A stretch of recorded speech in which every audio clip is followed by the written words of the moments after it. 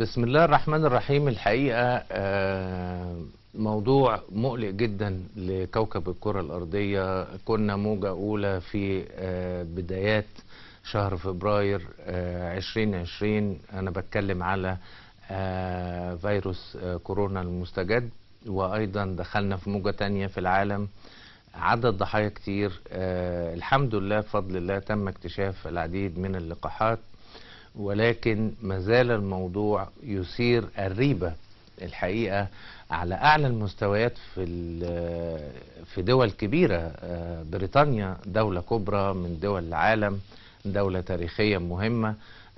الحقيقة رئيسة وزرائها السابقة السيدة تريزا ماي اتكلمت في البرلمان البريطاني كلام مهم جدا، أبدت خوفها الشديد وقلقها من يعني ظاهرة إن الناس تتحبس في بيوتها إجباريا، اللي هو الحظر اللي بيتم، وإن ده ليه مخاطر. وتساءلت أمام البرلمان البريطاني، يعني الموضوع مش فاهمينه. يعني واحدة في هذا المنصب الرفيع الكبير، رئيسة وزراء دولة كبرى، مش قادرة تحدد من وراء هذا الفيروس، وما زالت الدراسات والأبحاث والناس بتتكلم في لغط شديد حوالين هذه المسألة، ما بين هل هي مؤامرة من شخصيات بين قوسين لا نعلمها زي ما قالت رئيسة الوزراء السابقة،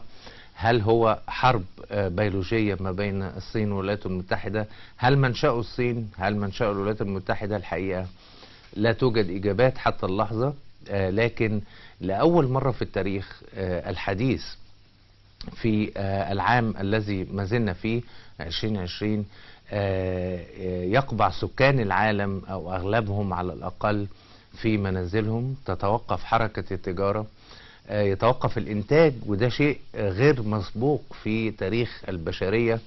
حتى أيام الإنفلونزا الأسبانية لم نرى هذه الظاهرة، يمكن نتيجة يعني سرعة وسائل التواصل الحديثة، وإن العالم كله يكاد يكون قرية واحدة.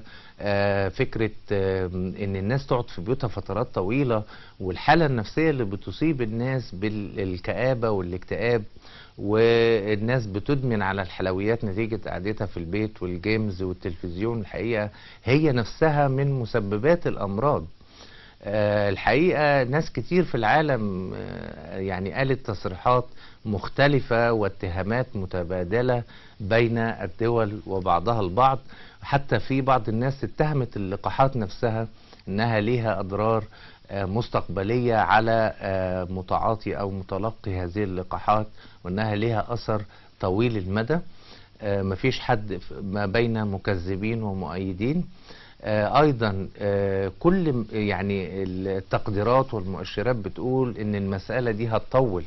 طب انت عرفت منين انها هتطول؟ يعني هل الفيروس بيتحور ويتحول الى فيروسات اشد شراسة في اقل، يعني نكاد نكون في نفس العام ظهرت الموجة الثانية، وكل التنبؤات بين قوسين تنبؤات برضو، عرفوا منين انه الفيروس مستمر معانا وهيكمل معانا، وان شكل العالم لن يبقى كما كان؟ طب مين قال هذا الكلام؟ يعني الفكرة يعني أثارت قلق مسؤولين سياسيين كبار حتى اللحظة.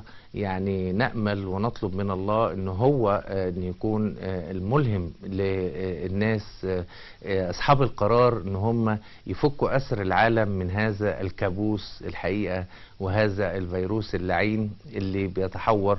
هل هو طبيعي أم غير طبيعي؟ الله أعلم. ربنا يحفظنا ويحفظ بلدنا ويحفظ كل الناس في العالم كله.